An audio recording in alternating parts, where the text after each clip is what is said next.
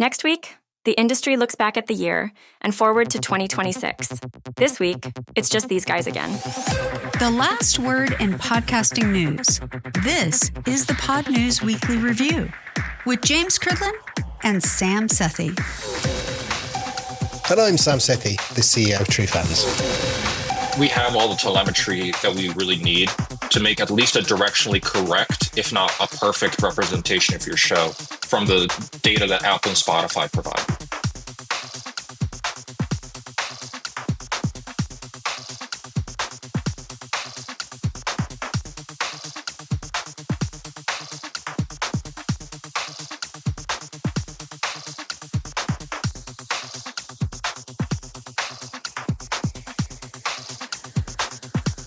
From your daily newsletter, the Pod News Weekly Review.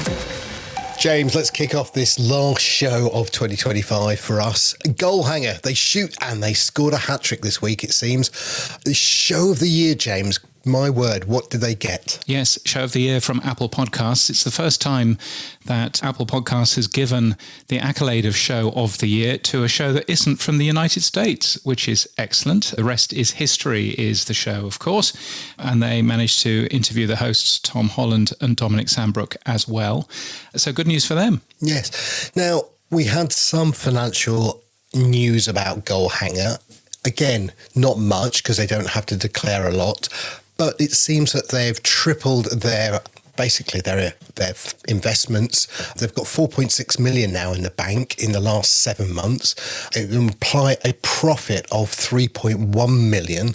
They're doing very well. They are doing very well, yeah. So if you're in the UK, as you know, Sam, you have to send your accounts to Companies House and they publish those. They are still a small business, so therefore they don't have to publish all of their profit and loss, but they do have to publish some stuff.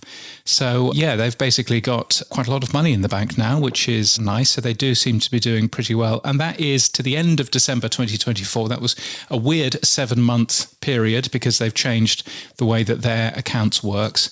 And so we'll have to wait for, another 12 months to learn anything more about their financials. But it does seem that they've done pretty well.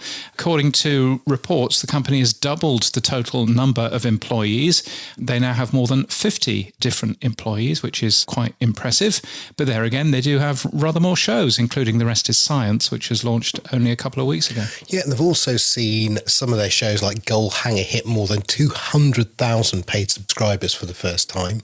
They're doing 70 million full episode streams per month. I mean, I think they've hit the secret sauce of how to grow now. I think they know what they're doing. Yeah, I think they do. And, very clearly they are big enough to sign big stars. They're big enough to have some really good sort of network effect between The Rest is stuff. I find it interesting that, for example, Piers Morgan has launched a new show called History Uncensored. And you can imagine that there will be science uncensored and entertainment uncensored and all of those sorts of things coming soon from that company. So clearly Goalhanger have totally understood how all of that stuff works. So yeah, I think that that's pretty impressive. And of course, there's the Netflix signing. The Rest is Football will be on Netflix next year during the American World Cup or the not World The Rest Cup. Is Soccer. No. Not The Rest Is Soccer. No, indeed. And so, they seem to be having a fantastic time of it. Yeah, and of course, they announced their The Rest Is Fest, which is out next September. And Tony Pastor, who's the co-founder and CEO of Goalhanger, we had hoped to have on this week, but he is Supermax, so we will have him in the new year, but he has said he will come on the show. So very excited for that. Excellent. One other person who tends to do something similar or is trying to do something similar, he said he wanted to create the Disney of podcasting with Stephen Bartlett. It looks like he signed one more new talent to the stable, I guess, the Flight Studio stable. It's called Hot Smart Rich, and it's basically a new podcast that they're going to be bringing out. Now, he doesn't do what The Rest Is does. He doesn't have a synergy between each of his podcast brands. No, he's not got that. And this Hot, Smart, Rich thing is from a journalist called Maggie Sellers-Rayum, and I hope I've pronounced her name correctly. I've never heard of her before. Now, apparently it's a powerhouse media brand, Hot, Smart, Rich. But, it's reached over 1.8 million total downloads, 500,000 audience members in less than its first year, apparently. Stephen Bartlett does very, very well in the hype. I've yet really to see too much about how he can actually bring all of these disparate things that he's investing in together. Clearly he's done pretty well with, he's got another show out on Flight Story as well, which was in the top 25 of the UK charts not so long ago. I do think that the secret with Goalhanger is that they have understood how to cross-promote. And actually, just like McDonald's, if you see a The Rest Is show, you know what to expect. You know that it's going to be a show that comes out bi-weekly. You know that it's going to be a show with a couple of big stars. You understand how that is going to work every single week.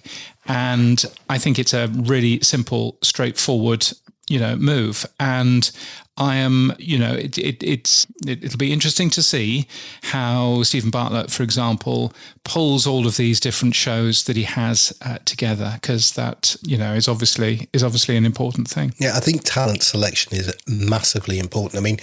When they came out with The Rest Is US, the Rest Is Politics, basically US version, Anthony Scaramucci was not a natural person I would have lent to, right? He'd had 11 days in the first Trump administration, didn't really strike me as somebody. He's brilliant. I really like him, but he would not be, when they picked him, the first person I would have chosen.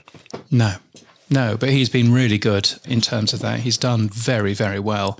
So well done, Stephen Bartlett, and indeed well done, Goalhanger. Moving on then, James, in the new year, we're going to have the inductees of the 2026 Podcast Hall of Fame. Some of them have been announced. The Hall of Fame, which will be at Podfest on January the 16th. Who's in it, James? Yeah, well, all of them have been announced, apart from, my understanding is, there's one person who is waiting to get a proper announcement. But apart from that, some really good names in here. There's Mark Asquith, founder of Captivate. Yes, he is one of the first British people to be made an inductee of the Podcast Hall of Fame. So congratulations to Mark. I've already been joking with Rob Greenlee that he'll need subtitles so that the Americans will understand him. Also on the list, some real podcast royalty. Dan Carlin, who, of course, does Hardcore History. Pat Flynn, who is well known to a lot of people, who does Smart Passive Income and various things in the podcasting world. Podcast royalty in terms of sales as well and management. So we've got Kerry Hoffman. She is CEO of PRX, big podcast company and indeed radio company in the US. Also, Sarah Van Mosel, who has worked everywhere. Worked for Stitcher, worked for iHeart, SiriusXM, New York Public Radio. She has, if she doesn't know where the bodies are buried, nobody knows where the bodies are buried. So she will be there, which is great. And also Veronica Belmont, who I used to listen to on Buzz Out Loud, which was a long time ago. So some really good people on that list, which is great. Oh, and I should mention the internet's Arielle Nissenblatt. Yes. Founder of Earbuds and a lot of other things too. She's sort of infectious in terms of her excitement for all things podcasting. So great to see her being inducted into the Podcast Hall of Fame as well. Now, James, I've noticed one other name on this list. A certain James Cridland. Congratulations. Yes, you're right. What have you got it for? Thank you. What are you? Now you know why I'm having to go to Orlando in January. Yes. Very excited to find out. I was hoping that I would be the only non-American to be in this list, but Mark Asquith is also there as well, which I'm delighted for. So there'll be two of us who will speak a different language. So it's very exciting. So excellent. I'm very much looking forward to going over there. Yeah, you've got to hand over 5 years' worth of your social media before you get in, though. They're American. They don't understand what Mastodon is. That's fine. Excellent. Right. Well, congratulations to everyone on that list. All very well deserved. And I look forward to the photo with you with a shiny little trophy somewhere. Indeed. I don't know where, but and you and Mark sharing a pint. Yes, that will be nice, won't it? Yes, Yeah. I'm looking forward to that. Moving on. Now, Sounds Profitable released their Creators 2025 report. It was very interesting. There was a number of things that Tom Webster pulled out that I thought was worth discussing. He's talking about a retention problem within our industry. People starting podcasts, but, leaving the industry after a period of time.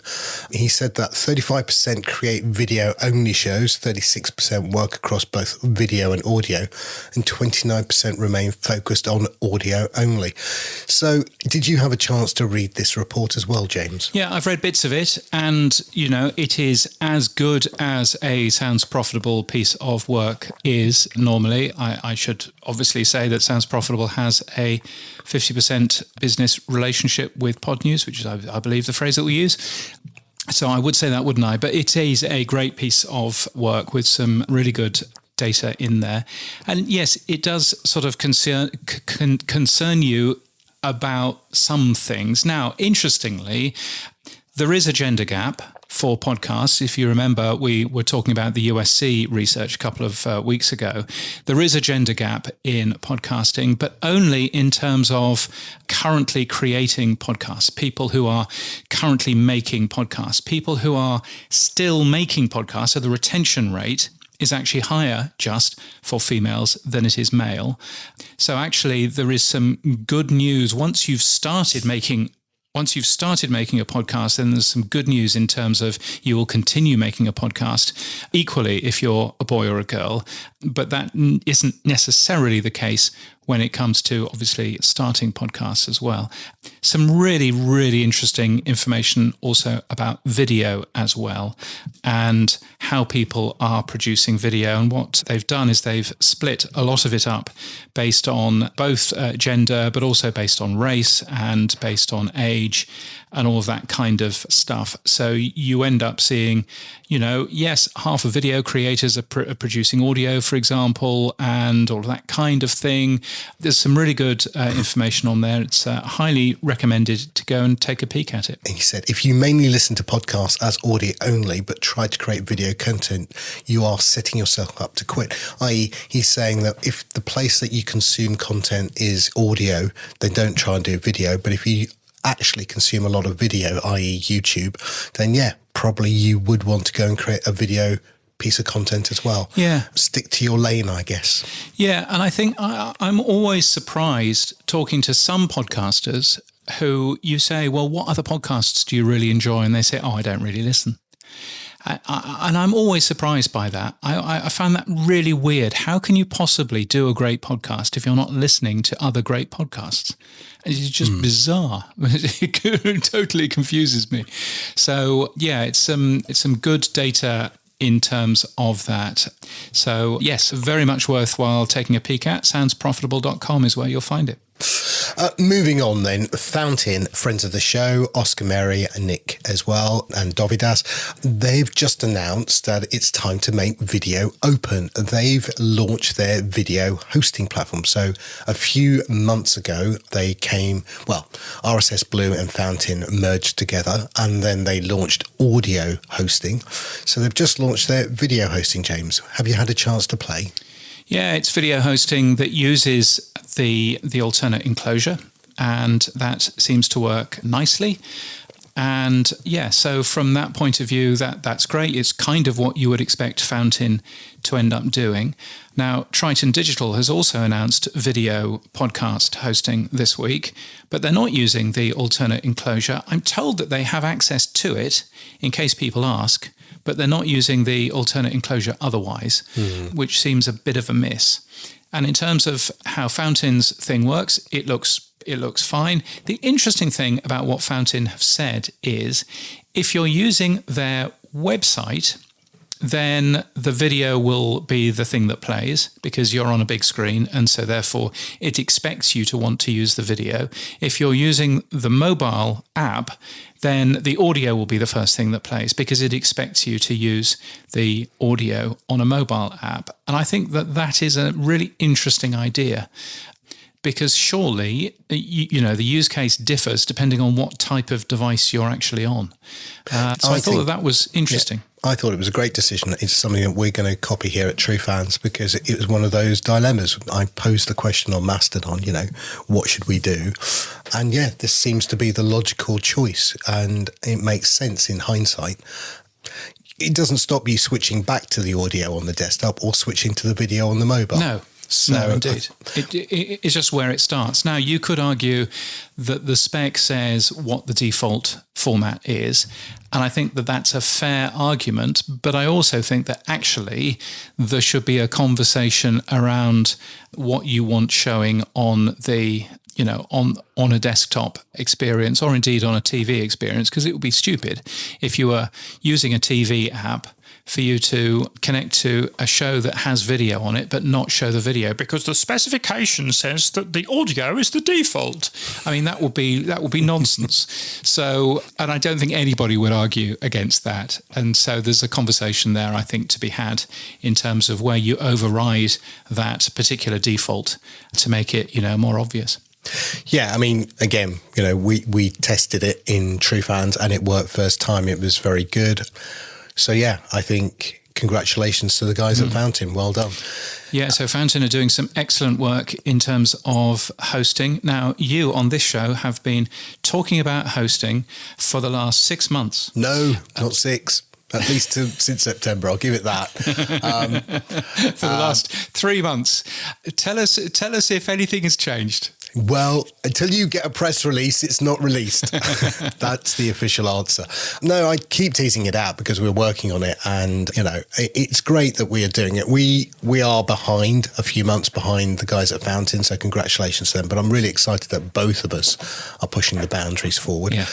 We've got our audio hosting working now, and we've got our streaming analytics working, and we've also got people from our waitlist now moving across. So cautiously, very pleased. But again, you know, I don't want to go throwing it pre-Christmas, you know, everything at the wall.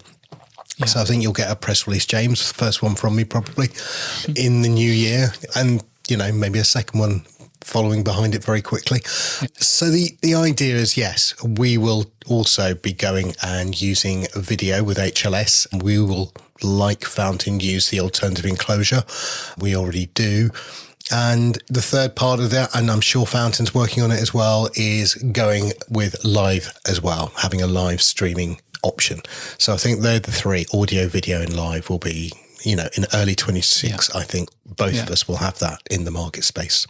Yeah, indeed. Which pulls us back to YouTube, because one of the things I noticed that YouTube TV, which exists in the US, which is a full, you know, TV service on YouTube, they're making some changes to how the packages work, and you'll be able just to buy news if you want, or just to buy entertainment or sports if you want. But it did occur to me, why isn't YouTube TV a thing anywhere else? Because surely there's a real opportunity there for YouTube to roll out that technology everywhere, because it kind of exists everywhere, to use all of their backbone, to use all of their stuff for TV channels. There are enough globally available TV channels these days now to be able to roll something out, even if it's 5 or 10 channels for premium users. I'm surprised that there aren't, you know, noises from YouTube saying, well, we'll launch YouTube TV across Europe or in the UK or in the UK and Ireland, because to me that seems like a really obvious one. Well, don't give them ideas, James. I've got enough domination of the industry. Please let us have maybe a little slither of the industry left. Maybe that's again, I'm pretty sure, given all of the machinations going on with Netflix and Paramount and Warner Brothers, there is going to be a lot of M&A in the media world and a lot of people scrambling for attention. And I'm sure YouTube will be sitting there looking at how they can get in front of people's eyeballs as well, more than just, you know, the standard stuff they do today. James, moving on then. TikTok didn't want to keep them out the news. TikTok have announced they're going to do a live podcast series launching with Demi Lovato. And that's going out, well, it went out yesterday, December the 11th at 6 p.m. They've started to do podcasts, James. No, they haven't. No? No, it's not. It's not on Apple Podcasts. It's not a podcast. Okay. I'm beginning to get a bit more grumpy now about the fact that people are producing things that they're calling podcasts, and then you go, well, where is it in the podcast apps? Because it's not there in Apple Podcasts. It's not there in Spotify either. So therefore, it's not a podcast. It's a cheap TV show on TikTok. Well, that's fine. They are doing the appropriation of the word podcast just as YouTube did the appropriation of the word podcast, because it's quick marketing to people to understand the format. Well, I mean, is it in YouTube? No, it's not in YouTube. So... No. And I get that. And I think, a couple of weeks ago, I was saying to you, I think we talk about the term podcasting, but we actually don't market the benefit of RSS. Yeah. I really don't think we do. I think... No, I would agree, although I think it does come back to what a podcast is. And one of the things that I was doing when I was walking around Podcast Movement in Dallas is I was wearing a T-shirt that said, something for your ears when your eyes are busy, because that's what a podcast is. Mm-hmm. It's as simple as that. It can have video, absolutely fine, but it's something for your ears when your eyes are busy. If you just put it on a video-only platform, that's not a podcast. That's a TV show. If it's something which also works just with audio, it's a podcast, something for your ears when your eyes are busy. And one of the things, I was having a chat with the folks at Certified Crucial earlier on this week who make merch for podcasts and for podcast companies and for things like that. And I was saying, what should we be doing? What should we be doing? And we were kicking around some ideas, but I think one of the ideas that I was kicking around is a tote bag that says on the side of it, "This is not a podcast." Because it's not. And just because you call similarly, it. And so just because you call it a podcast, no. And similarly, TikTok. Yeah, I mean, great that they've sent out a press release that says that they've launched a live podcast series, but it's not a podcast. No, I get what you're saying, and I wonder whether we're fighting the King Canute battle. I think it's the mainstream of people now just use the word podcast. They know what they think it means. Okay, well, so if there's advertising in this show, where is it going to come from? Is it going to come from the TV budget? Is it going to come from the online video budget? Or is it going to come from the podcast budget? Oh, it'll come from a podcast budget, because we are clearly an audio podcast, right? We aren't. But No. But if there's advertising for this TikTok show. Oh, I see. I don't know. Where will that money come from? Well, probably. And in fact, if you were then to ask that agency, how much money have you spent on podcasting, would they include TikTok in the mix? No, they wouldn't. Of course they wouldn't. Not yet, but maybe next year. And so what we end up doing is doing the industry down, because money that's going into this thing that's called a podcast that isn't, is then not even going to be reported as podcast revenue, because it isn't. Yes. And so therefore, the $2.4 billion that we're getting for advertising in the US will go down. And so people will think, well, podcasting has had its day and it's all video now.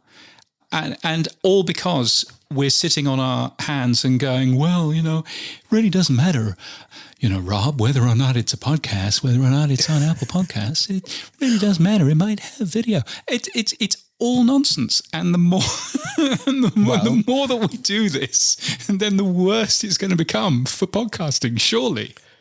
Well, you could do the Hernan Lopez thing, which is appropriate all the revenue that's gone into YouTube as podcasting. Yes, of course. Right? So you could go the other way. Right? How big's the podcast industry? It's 7 billion in advertising. Well, how did it go from 2 billion to 7? Well, we just took all the YouTube advertising revenue. Yeah, right? that's not what Hernan did. but yes, I know what he sort of did. But yes, I know what you mean. He also included all of the international stuff, which that 2.4 billion doesn't. But yes, anyway, good for TikTok for launching another cheap TV show. Excellent. There we go. And yes, and the special guest, Demi Lovato. She's on the show next week. Don't knock her down. We'll talk with Jack Coyne of Trackstar about the process of recording her latest album. That sounds like a thrill, doesn't it? Co-produced and sponsored by T-Mobile. Excellent. So count me out. I will be sitting next to my TikTok machine just in case anybody has the silly idea of trying to turn it on. So I found the Grinch. Anyway, moving on. Substack, they've just launched desktop live streaming. Now, Substack is one of those companies I tend to watch quite closely along with Patreon. And again, they already have live streaming and now they've brought it to the desktop as well. Again, going back to what I said about Fountain and TrueFans and I think many other of the apps, we all have to do video and live. And it's showing here now that live streaming is coming to Substack. YouTube's had a good run at it and they do it very well. Surprisingly, Spotify doesn't do it yet, James, but it's good to see that Substack's doing it. I've long said that the lit tag is underused within podcasting, and I hope that, more live podcasting will happen in 26.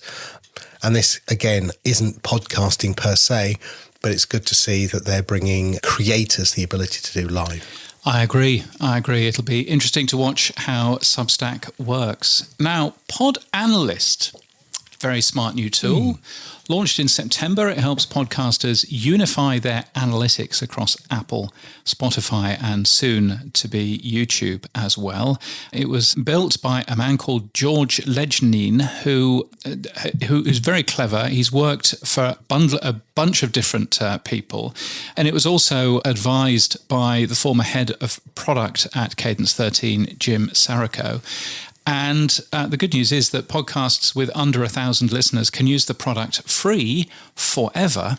So you had a quick chat with George and you started by asking, tell us more about PodAnalyst. It's a new analytics platform, and we're following the ethos that Bumper and Dan Meisner have established of, the famous article that they wrote, The Death of the Download. Back in the day, we had the hit counter of the internet on your eBay page. And that was considered sophisticated technology. But now that Apple and Spotify and YouTube are offering far greater telemetry, I think from the perspective of how am I performing, you really should just be looking at that. Downloads should be just an assist, really, for covering the overcasts and the podcast addicts out there that don't share telemetry yet. But John Spurlock has that project going on, but I'm not going to hold my breath for smaller podcasts to implement anything to the degree that Apple and Spotify have done. The idea is that you use PodAnalyst to get first-party data back from your Apple account and your Spotify account, and later on we will have a version that gets the YouTube data as well. So they're the big three players in the market, we understand. When you get the data back into PodAnalyst, first of all, is it you accessing your own Spotify for Creators and your Apple Creators dashboard, pulling in the data? Is that how you do it, or is there a more automated way? Yeah, so the general onboarding process from the perspective of the podcaster, they go into Apple Podcasts and to Spotify for Creators, and they simply invite our special email address as if you're literally inviting us for the analyst role, which allows us to read your data. And we have some automation set up to be able to pull in your data really quickly. So once I get the data back into my PodAnalyst dashboard, again, what is it that I get to see? What's the critical things that you've done that are uniquely different from what everyone else has done? So I think everyone has to have kind of some table stakes measurements, which is unique listeners. That's the big one. Listening hours or whatever variation of that terminology you want to call it. And of course, you get plays, followers, if you still care about that metric. But the big thing that we are really focusing in on is your listener retention functions.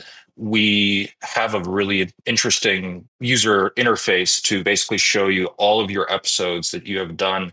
And quickly at a glance, you can start seeing outliers beyond just like, oh, this episode had 1,000 listens. This episode had 700. What happened here? When you're looking at 100 episodes, you might get lost. And so we use a lot of color to kind of visually represent how you're doing in terms of cool things like someone creates a promo episode saying like, hey, vote for us in some award show.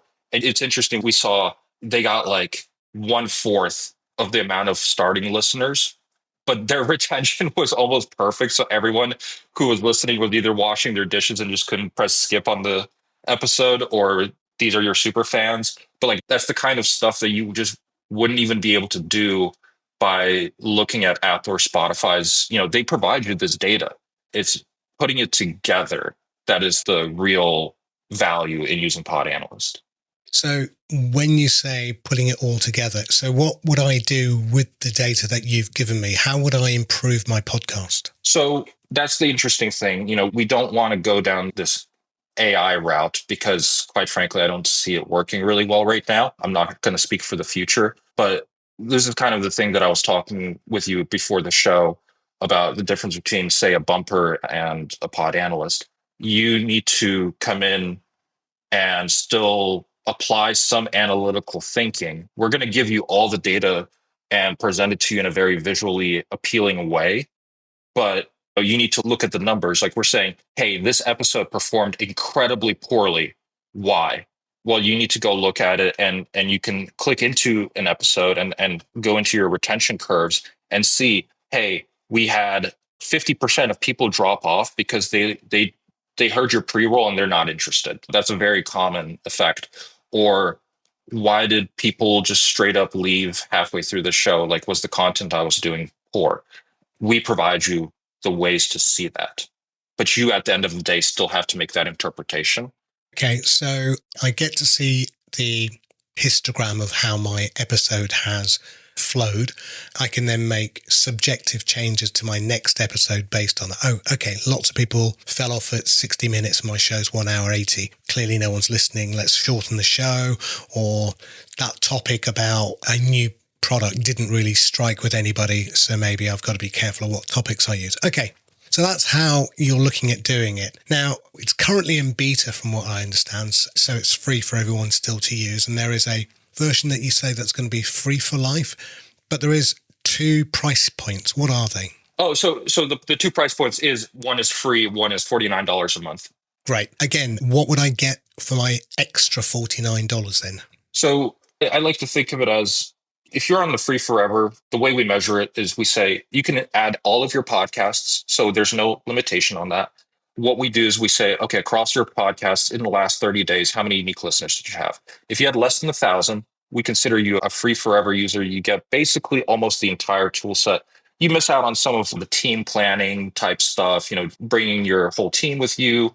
In the future, there's going to be some tools to see at a network level how your whole network is performing. But those are really not tools. If you're running 5 shows and you get 200 listeners each per month, that's not relevant to what you need as a podcaster at that point in your growth. On the other hand, if you have millions of downloads, sure, $50 a month for the premium plan, you get everything. Plus, you get better support directly from me. You recently released a new version. That's still in beta, I assume, so you're not actually a release yet. So 2026 is coming up. What are you planning on bringing to the platform? When do you think it'll be a full release 1 candidate? And what else do you think you want to do in 2026? Yeah, so we're getting closer and closer to that finish line. And when I say we, I do want to mention this is a team of one. So I am the founder. I'm also the developer. I'm also the support. But also I want to shout out to Jim Serico. He is my advisor. He's formerly of Cadence 13. Great guy, really helpful. So going back, in terms of 2026, January is probably where we want to cut it and say, hey, we're delivering you value. From the hobbyist to the professional, there's something here that is now worth it. And we're already seeing this where I think it's something like 25 to 45% of our weekly active users are just coming back. There's a certain proportion that is a surprisingly large amount that comes back literally every single day. I'm looking at these people logging in and you can start seeing some patterns.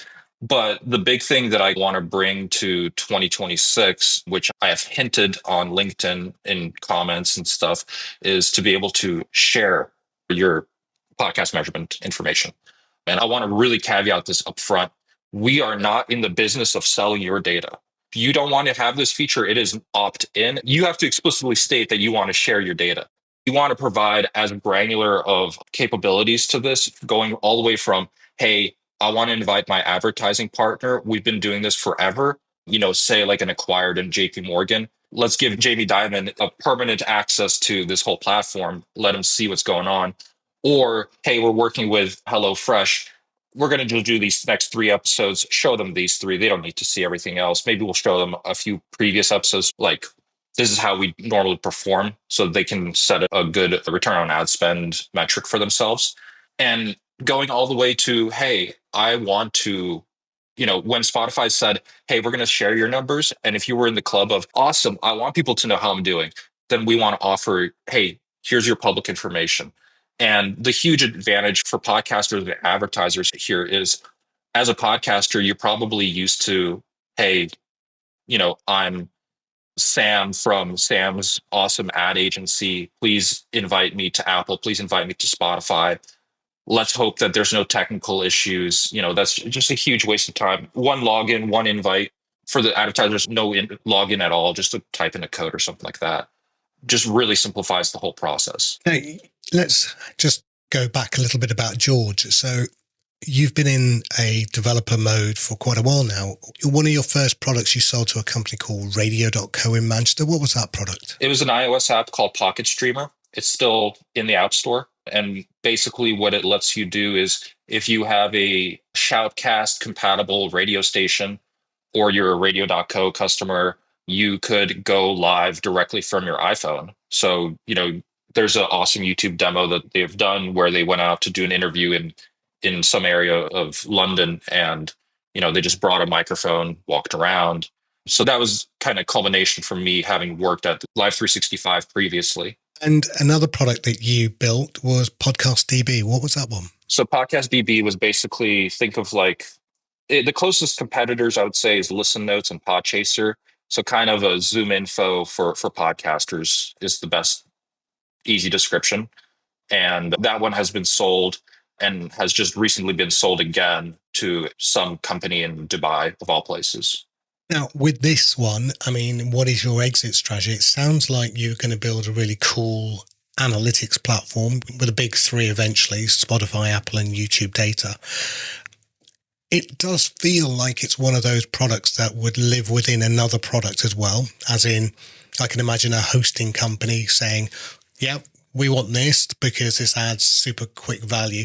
It could be an acqui-hire stroke product purchase.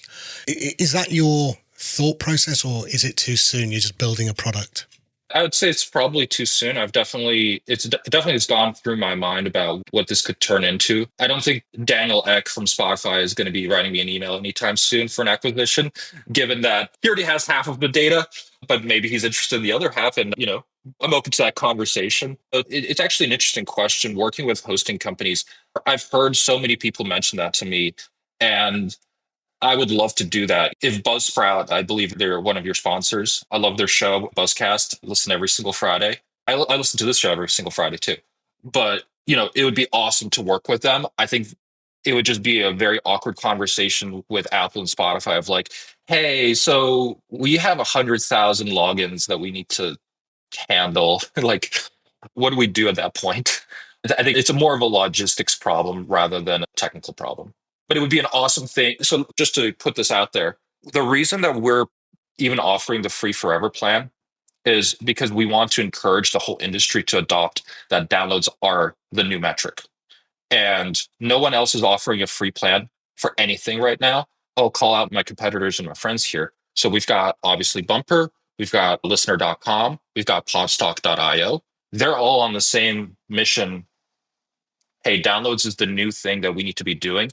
I'm going to come in and say, hey, I'll take one for the team. I'll offer a free plan because this is what we need to be doing as an industry. You say downloads. I'm still not a believer that downloads is the metric. Oh, sorry. I'm a believer that listen time is the metric. It's still early in the morning here in California. I meant unique listeners, episode consumption. I totally threw you for a quick one there.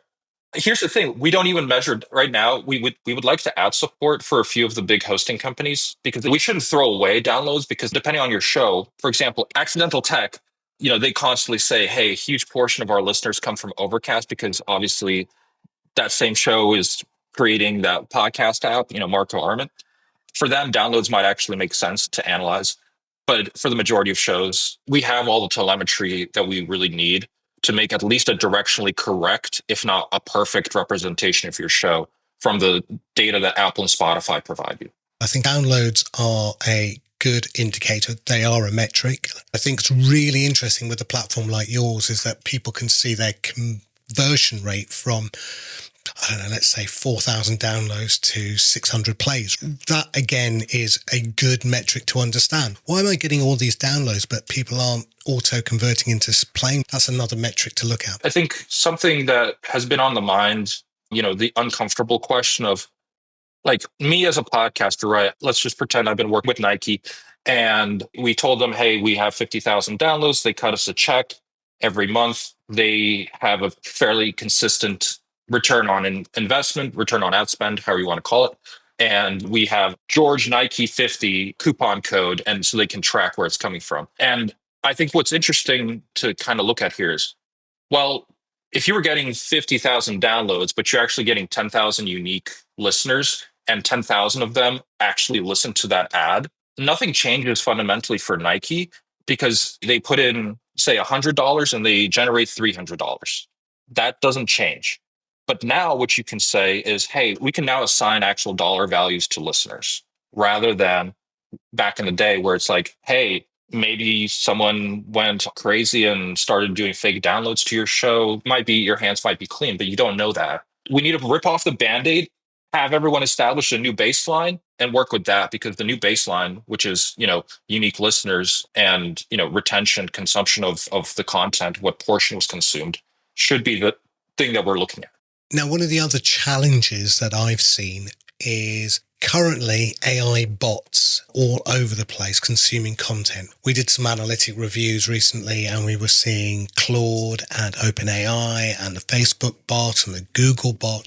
And they're not just downloads, they're actually listen bots as well. They are actually playing the content and consuming the actual podcast. How are you dealing with that, both in the download number, but also more importantly in the unique plays and the listen retention time? Because what you don't want to be doing is conflating the listen time number with bot listens. So the good thing is, if you're using Apple or Spotify, I really hope that Claude is not smart enough to be able to access iPhone apps.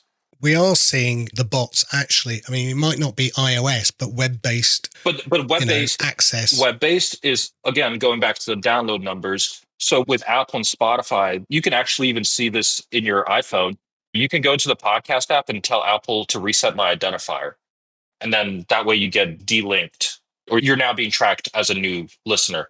But I think in terms of the amount of listener fraud and the whole bot activity, I think as far as Spotify and Apple is concerned, we're talking about getting that data from Apple and Spotify, not from your hosting provider saying Apple and Spotify, because I can lie about my user agent too. I can be on my Android phone and tell you that I'm listening from Apple Podcasts. It's very, very trivial. This is not trivial to break. So I think this is the world that we're in. I think I agree with our interview that we did with Dan Meisner and this interview here, that this is the new metric. We've been banging this drum now for a couple of years, and it looks like the tools are now appearing. We still have the ultimate problem, which is I like the big number of the download and I don't like the small number of the unique listeners. That's the problem. If you want a pat on your back, then go look at your download numbers. But if, let's just say, your value of creating your podcast is to spread the message, not to generate advertiser interests, then you shouldn't be looking at the download number. You should be looking at your actual consumption, because at that point, you're just lying to yourself. You can still use PodAnalyst and keep selling to Nike with your downloads, because now what you can do is you can look at your content, see that, hey, that pre-roll that we do, we lose 40% of our listeners every single time. People are not even getting to the content.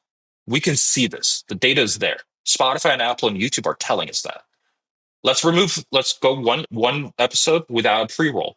Or, maybe we do a cold open, we do 30 seconds, and then we throw in, I guess not technically a pre-roll at that point, but not a mid-roll either. See how that impacts it. Because let's just say a friend told me to listen to this podcast, and I'm listening to the 50th Geico ad this week. If I'm in a bad mood, I might just not listen to it. And maybe this podcast could have become the one that I listen to for the next decade. So you want to improve your content. Why wouldn't you want to do that? George, if I want to get onto the beta and onto testing PodAnalyst, where would I go? PodAnalyst.com. Just click any of the buttons that say start free forever. Right now, everybody, doesn't matter the size of your podcast, how many podcasts you have, you can join. 24 hours after you sign up, your data will start appearing there. And then somewhere in January, probably, we're going to switch over to it's a paid subscription. But as I said, the free forever, let's push the industry forward. Let's encourage everybody to adopt this metric. And I'd love to see people start using, once the share feature comes out, to see more public, large podcasts come out and say, hey, this is actually how numbers really look. Because I think that's the other thing. Get everybody comfortable. Hey, 10 million downloads, 1 million listeners. Same return on ad spend. But now you have that precision and you can see it. George, congratulations. Thanks for coming on the show. Happy Christmas to you. Thank and you. Happy New Year. You too. And good luck with the release candidate in January. Absolutely. Thank you so much. The Pod News Weekly Review with Buzzsprout. Start podcasting, keep podcasting. James, in other stuff, it looks like Libsyn, which I thought we announced a couple of weeks ago, but it seems the story's come back, has announced a price increase that'll start from January the 1st. Is this going to be something that the hosting companies are doing across the board? I know that Blueberry increased their prices in October. Yeah, so this is something that Libsyn is doing across the board for all of their prices. All of their prices are going up by around $5 each. And it's unusual because quite a lot of the podcast companies are putting up the prices for new customers, but not for existing customers. Blueberry and Libsyn now are the two companies that appear to have put it up for existing customers. That's the big change that they have made. You could say that that was because their billing systems maybe couldn't necessarily cope with putting up the prices for new customers or not. I don't know. I don't think that would be necessarily fair, but certainly the changes are there. Now, I would expect more podcast companies to probably put their prices up at some point, but Libsyn putting up their prices is quite risky for them, given that there is a large amount of attrition from that platform at the moment. They're on their lowest figures ever, according to Livewire. And you would expect Libsyn to be doing all that they could to keep their customers. And clearly whacking up the prices is going to be a thing for them. So it'll be interesting to see what happens there in terms of what that does to their churn figures even more. Yeah, I mean, sadly, I think we're seeing prices going up all over the place. We've talked about Spotify prices going up. I think one interesting commentary I heard was, if Netflix does get Warner Brothers, then they have market dominance and expect to see the price go up there. I don't know. I think we're going to find a lot of people putting their prices up next year. Yeah, no, I'm sure that will happen. Hey, Cloudflare fell over again. I noticed. Yeah, brilliant. And so that, for a very short amount of time, pulled down Buzzsprout and pulled down OSHA.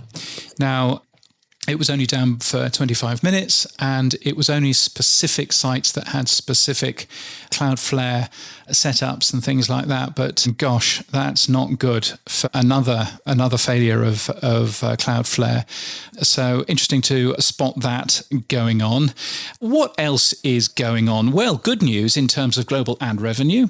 That's apparently going to be rising 8.8% next year, which is an improvement on what people thought that it would increase by. So that's pretty good news.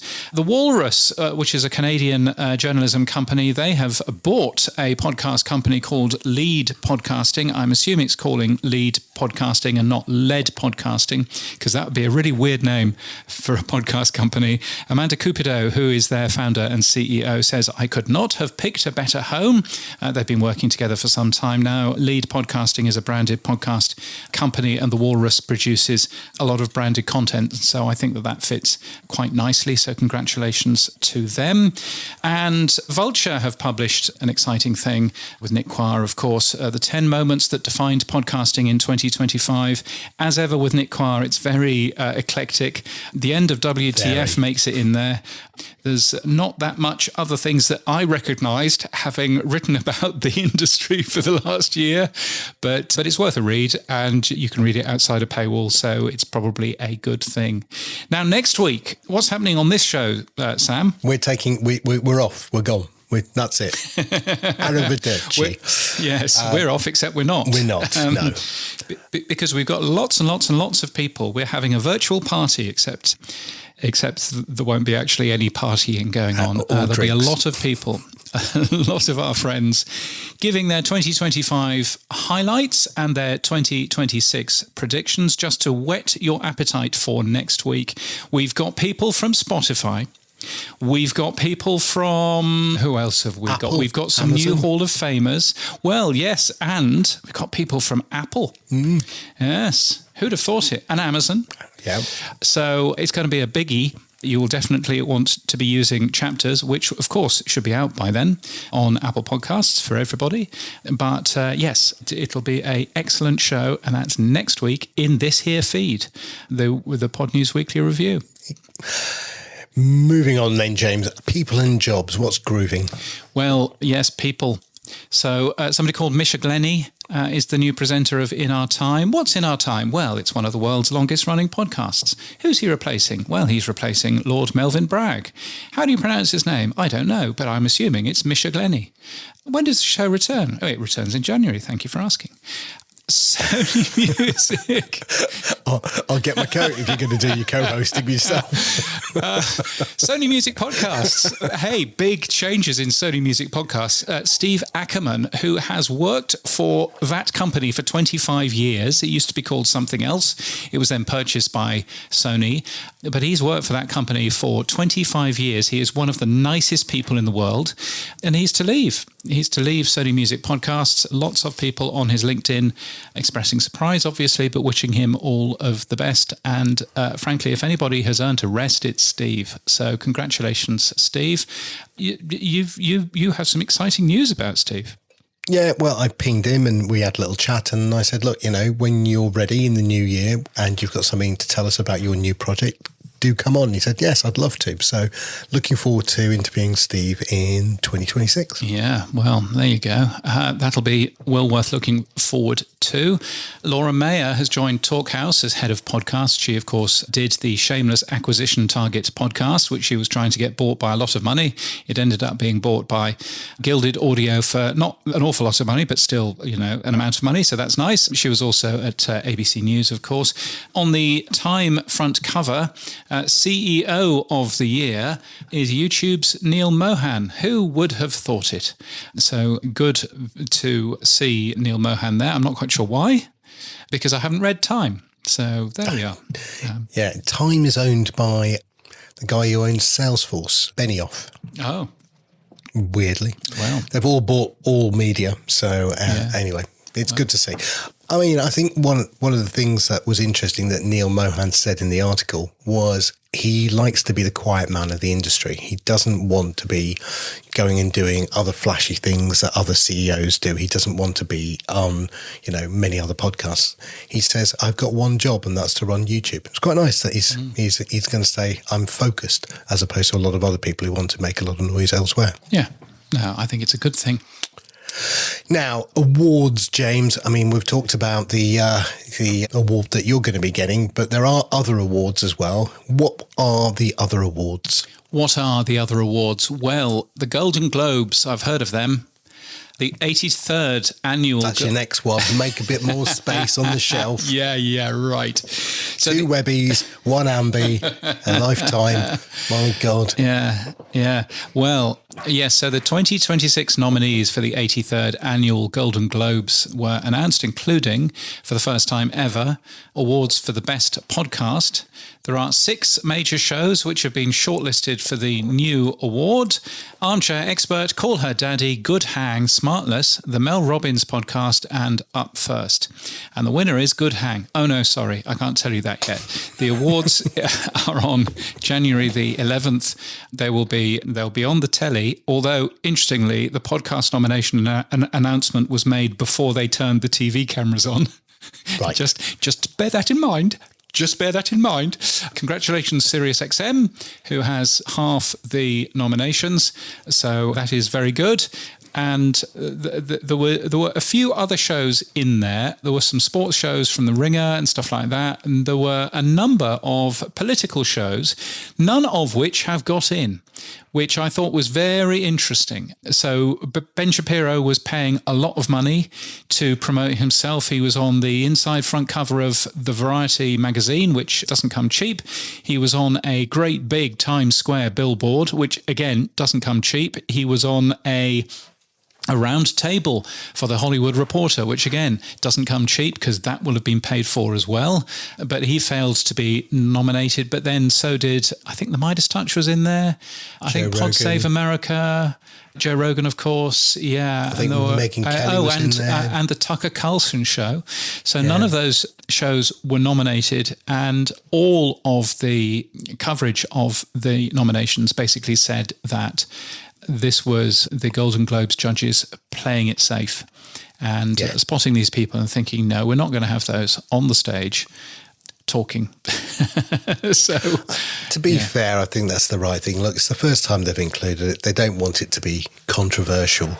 There's probably enough in the Globes themselves that might be, more controversial. So the one I think thing it's a safe bet. The one thing that I found very interesting was out of the 6 nominees, they're all very good. Up first from NPR on the Golden Globes website has no NPR branding at all. The name of the show is Up First from NPR, but on the Golden Globes website, it's called Up First. The Up First logo has no NPR logo on it. Whereas if you have a look at Smartless, or if you have a look at Good Hang with Amy Poehler, who's going to win, or if you had a look at Call Her Daddy from Alex Cooper, maybe might win, one of those two, or indeed Wondery, or, et cetera, et cetera. They were all plastered with the logos of the network that they came from. But NPR must have made a decision not to brand it NPR and has just branded it Up First, which I just thought was interesting. Why would they do that? I have thoughts, but I'm not going to share them. Moving on. Yes. I should hope so. Yes. After your... Hey, I've been admonished so many times by the Godfather. No, Podfather. After your telling off. Oh, I'm done all the time, mate. All the time. Indeed. I'm in the naughty corner. Yes, in the naughty corner. Now, talking about awards, there are some new awards. The NYC Podcast Awards. Confusingly, you win a Libby Award for the NYC Podcast Awards. Okay. I know. Don't at me. Anyway, the organisers say it's launching in direct opposition to the download-first culture dominating podcasting. The Libby Awards recognise craft, sound design, writing, acting, engineering, and the creators themselves as highly as audience size. Anybody would think that they have it in for the Golden Globes, but I think, well, good for you. So if you want to enter that, it's very cheap to enter. You've got until January the 10th. I don't know whether you need to be a New York podcaster in order to take part, or whether we can enter. I simply don't know. But anyway, you'll find it in the Pod News newsletter this week. Yeah, we won't be, though. Just to be clear, we won't be. We won't be what? Entering. Won't we? No, why? I've entered this show once. We come second every time. I've entered the show once. I might enter it again. Okay. Rumour is that the Pod News Daily podcast has been entered for the Ambies. Oh, not by me either. I should say. Well done. And not in a category that I have any chance of winning. Sports and entertainment. So, yes. No chance of winning that. Actually, no. Weirdly, best ad read. Nice. Yeah. Yes. Yeah. So I stand no chance of winning because Conan O'Brien is going to win that one, obviously. But yeah, so I mean, great. I'm super looking forward to winning, but I won't be winning. Okay. So let's not forget that. And in terms of events, this is really exciting for the UK. PRX and Audio UK have announced a 2026 Podcast Creator Summit in London. It's on Friday, the 6th of February. It's being organised in partnership with Apple Podcasts, and it will be in the Apple Podcast offices in Battersea Power Station, which is very fancy. There's sessions, there's workshops and stuff like that. It's free to go to. Presumably you need to be in the UK. Well, I mean, you can be anywhere, I suppose, if you want to travel. That's absolutely fine. You can sign up with a link that you'll find in the Pod News newsletter. I think that's really exciting and interesting, seeing PRX finally moving out of just North America and doing stuff in other parts of the world and working with Audio UK. So again, it goes to show how much more global podcasting is becoming.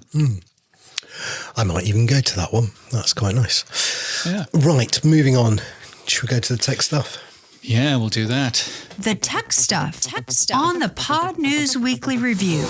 Yes, it's the stuff you'll find every Monday in the Pod News newsletter. Here's where Sam talks technology. Well, what have you got for us, Sam? Lots of good news, I'm hoping. Yeah, well, I'm not sure where to start, but we'll start with this one, which isn't good news. Podium.page has stopped. It was a podcast AI tool, and it suddenly announced it's to close. Yes, so this was a tool that produced transcripts, produced AI-written show notes and blogs. It was white-labelled by a number of podcast hosting products I mention a bit coyly in Pod News this week. One of those was Buzzsprout, our sponsor. But you will have noticed that you are still getting transcripts and AI-written show notes and blogs and all of that stuff on Buzzsprout. So clearly they have been working cleverly behind the scenes to make sure that it all still works. So congratulations to them for doing that. But yes, it's always sad seeing a company closing. It's sad seeing a company closing very, very quickly. And when that happens, probably one of two things has happened. Firstly, it's just catastrophically run out of money very, very quickly, or potentially there's been more personal reasons why that company has ended up closing. But yeah, it was a very sort of, shocking message that was just posted on their homepage, just basically saying totally abruptly, and we sincerely apologise. So we hope that everybody there is all okay. Now, John Spurlock, friend of the show, has got Livewire, which is his analysis of podcast companies and of episodes and many, many other things. It's called OP3. We've talked about it lots and lots. But he's now saying he's spending elbow grease filtering out auto-generated shows. He added a new note about TTS podcasts. What are TTS podcasts, James? Well, TTS podcast is text to speech, or as many people would call it, AI slop. And so some of those shows, but particularly he seems to have, from the data that I can see, he seems to have taken all of the Inception Point AI shows out. Because, he just says they're not a reflection of the health of the podcasting world as it's been measured since 2021, and it just serves to obscure everything else. So he's pulled all of that information out. So as a result, you'll see PodTrack, for example, going down very, very fast in the tracking information, because all of those 32,000 episodes that Inception Point AI is releasing every single week, that figure may be 3,200. I think it probably is. But anyway, all of those episodes are all measured with PodTrack, and those will be now no longer in the Livewire information. I think it's interesting. I'm not necessarily sure that I agree, but I think it's a good, it's good that John has been open and said, this is what I'm doing. And so, yeah, what are your thoughts on that, Sam? Well, before I have my thoughts, what don't you agree with? I'm curious. You're the one who, on this show together, we've talked about, Inception Point AI, we've talked about AI slop, and John's taken a proactive decision not to include it to mess up with all of the other people's data, I suppose, because it does cause a massive spike. Spreaker must see their numbers drop massively on Livewire as well. Spreaker's figures are down, but then everybody's figures are actually down in this month. All of the big podcast hosts' figures are all down this month, and I'm not quite sure why that is. But, Spreaker is, clearly down. The reason why I don't necessarily like it is, look, at the end of the day, these are still competition to us. those 4,000 million shows that Inception Point AI are pumping out without checking any of the content first are still appearing in the podcast apps alongside ours. So they're still part of the industry. They're still taking the ad revenue from programmatic advertising. They're still bumping up the figures from a number of different organizations. So I do think that they are still part of the industry. Now, if it was up to me, I would be saying take them, produce two different versions of the chart, one with and one without the AI slop, and then we'll actually know how big the AI slop is. Then we'll actually know how big the problem is. But at the moment, we've just seen those numbers just sort of going away. And I'm not sure that that's as transparent as we should probably be in this industry. So that's why I'm a little bit sad about it. I like the comparative nature of that. That's a lot of work maybe for John, but I think that would be an interesting comparison. And as you said, we would know the extent of the AI slop. Should apps be blocking it then, James? Oh, I mean, you would hope that apps, not blocking it, but you would hope that apps would be downgrading this sort of stuff in their search anyway. And that's probably how the algorithms are working. I can't imagine people, and I know that Inception Point AI won't necessarily agree with me, but I can't imagine people listening to episode 3, 4, and 5 of these AI-generated shows unless they're using them to fall asleep. And so therefore, you would imagine therefore that the searches in podcast apps would be automatically downgrading them anyway. I'm never a particular fan of banning things.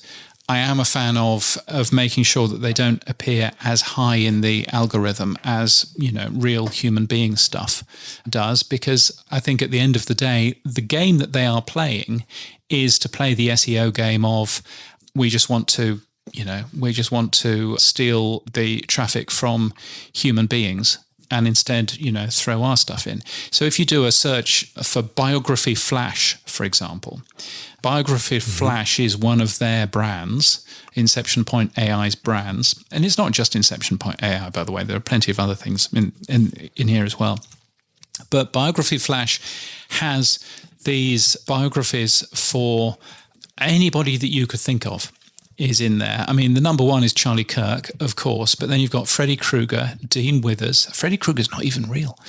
Dan Bongino, Rachel Maddow, Catherine, Princess of Wales, Zach Bryan, Cat Williams, Warren Buffett, and so on and so on and so on. And they are all automated. They are all produced by scraping a Wikipedia entry. Fine, but at the end of the day, it's not going to be particularly exciting, is it? No, I mean, I just did a quick search on TrueFans. I mean, we don't have them included, but we index them from the podcast index, so we can see them all here. Yeah.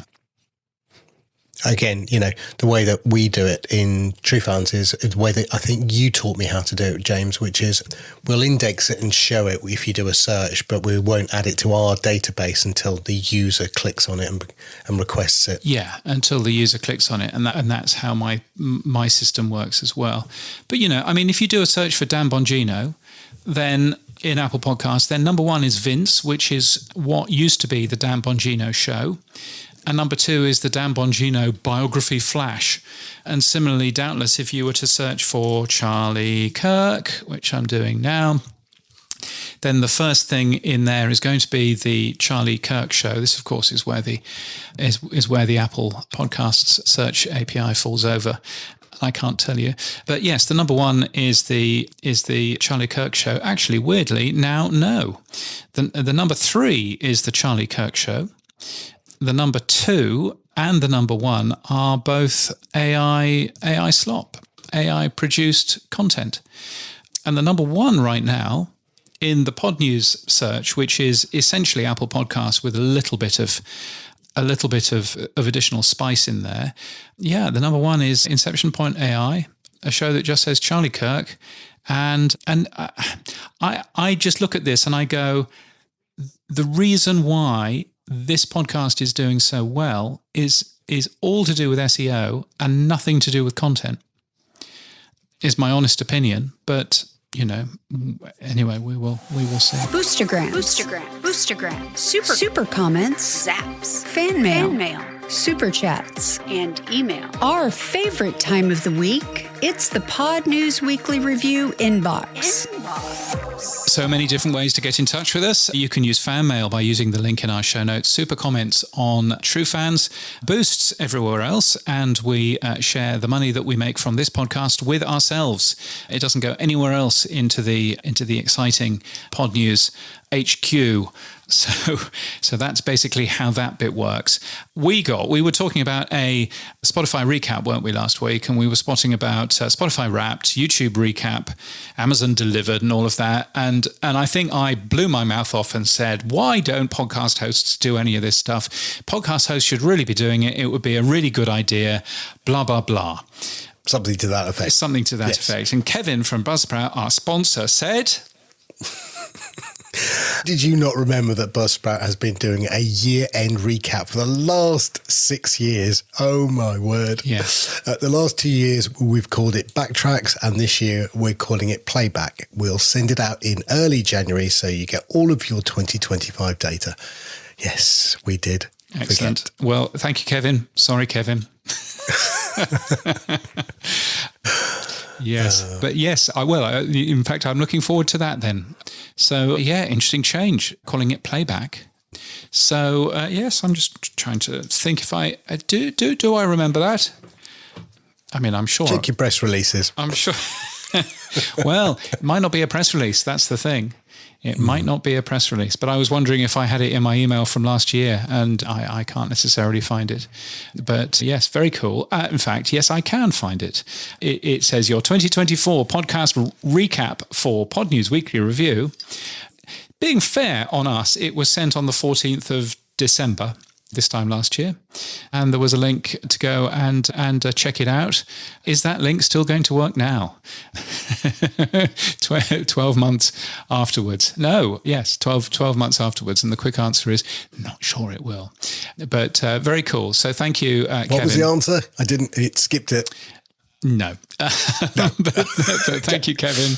That's very kind of you. Also, thank you to Seth Goldstein, who says, or Goldstein, I never know. Sorry, Seth, who says, my goodness, everyone has a recap. It's gone recap crazy.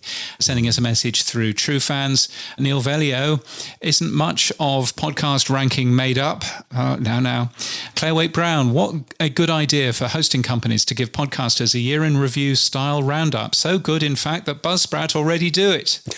Yes, all right. Anyway, if you want to get in touch with us, then please do. You can hit that comment button or the fan mail button or however it is that you want to communicate with us, or indeed email weekly@podnews.net also works. And thank you to our power supporters, including Lycia, Martin Lindeskog, Ralph Estep Jr., who I notice has now become a supporter of the Podcast Index as well. So thank you, Ralph.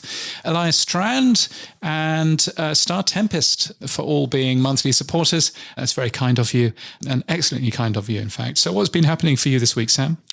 Well, I've spent the week getting all the audio clips together for our highlights and predictions show, which has been fun. You have. You've been busy. Yeah, but it's been good. And thank you to everyone who came back. So that's been great. And as I said earlier, we've started to migrate some of the podcasters on our wait list over to live hosting now. So again, we just want to slowly do that, make sure that everything works. It's the most scary thing for me because screw that up and I'm sure the world will know about it. So yes. Do it with caution.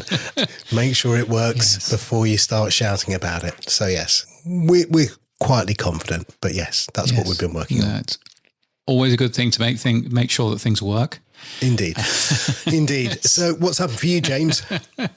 So what's happened for me? Not an awful lot, really. It's been an interesting week here in Australia because the ban on social media has happened. Oh, yes. And so that's been fun. So very unhappy daughter? No, she's absolutely fine. Okay. I mean, she'll be slightly more unhappy when I block Pinterest from working on the home network this evening, which she doesn't know about. Oh, but she thinks that we don't know that she's using it anyway. So right. So there we are. But yes, I mean, I wrote a blog post about it, having a bit of a grump about YouTube being on that list, because firstly, YouTube isn't a social media platform, obviously. And secondly, it doesn't mean that she won't be able to use YouTube. It means that she won't be able to use YouTube signed in. So it means that she'll get ads, whereas signed in she wouldn't, because we pay for it. She'll see gambling ads and ads for alcohol because she can't opt out because she can't sign in. And it's just ridiculous. And I can't control anything that she sees. Genius. Another genius thing by the Australian government. But you'll love the front page of Rupert Murdoch's newspapers on the day that the ban came in. The front pages were just ridiculous. The Courier Mail, which is our local paper. Today, childhood will be rebooted. Today is the day humanity reboots childhood, with Australian kids the first in the world to be banned by law from using social media until they turn 16. Not true. Lives will be changed. Lives will be saved. These are laws that will unshackle our kids from an online world that they are not old enough to handle. Oh, God. So anyway, I'll say one nonsense. thing. As a parent who's now got children who are 26 and 21, yes, one of the things that we, our generation of parents, don't go outside, don't go to the park. There's paedophiles everywhere. Don't do this, don't do that. Stay at home, never go anywhere. So when we were kids, it was, see you, mum, I'll be back for dinner. Mobile phone didn't exist. So we were out and about, we got into scrapes and we did all sorts of things. Then we came home and then we had our dinner and that was it. We are a nanny parenting state, right? We nanny our children to death and we say, don't go out, don't go anywhere. It's scary out there, stay home. And then we say, those digital playgrounds that you've created. Yeah, now you can't go there either. So what do you want them to do? What do you want kids to do these days? They're going to circumvent whatever there is. You've just said your daughter's going to use YouTube in a way that it wasn't intended for you as a parent for her to use. It frustrates me. We clamp on them on one side, we clamp on them on the other side, and we never had that as our own childhood, but we do it to our children. And I'm afraid we're going to grow up with snowball narcissistic children who are scared of everything because we won't allow them to do anything. Ladies and gentlemen, Sam Sethi has spoken. Well, I find it frustrating. We say don't go out, stay home. And then when they stay home, we say don't do this, don't do that either. I agree. And I see this sanctimonious nonsense. The only reason that this has happened, let's be clear, the only reason that social media has been banned in Australia is that there was a lot of money in advertising in terms of social media. This is hurting the social media companies. Reddit has just announced it's going to take the Australian government to court about it. And the beneficiaries of that are the legacy media like Rupert Murdoch's newspapers. And that's why Rupert Murdoch's newspapers have been campaigning for the last 3 years for social media to be banned, as well as Google to pay for absolutely everything that they take with the Courier Mail's permission from the Courier Mail's website. All of that nonsense, the Google News and having to pay for linking to the Courier Mail, when their entire benefit, their entire business relies on links from Google to the Courier Mail. It's all nonsense, but it's all Rupert Murdoch. And there's one man who is still alive and he's still looking after the Australian government, whoever is in, the Australian government sits there and says, yes, Rupert, no, Rupert, 3 bags full, Rupert. And one day that won't be happening anymore. And that'll be an interesting day. I keep wishing for that day, but I'm afraid his son will take over and he's not as lenient as we hope either. So. Yes, but I wonder whether or not his son is actually not necessarily as powerful as true as Rupert is. But yes, yes. Anyway, there's plenty of excitement there.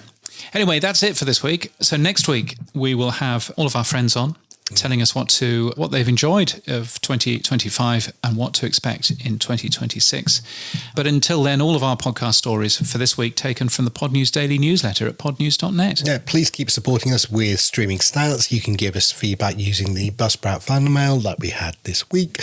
And you can send us a super comment or a boost. Even better, become a power supporter like the 22 power supporters at weekly.podnews.net. Yes, our music is from TM Studios. Our voiceover is Sheila D.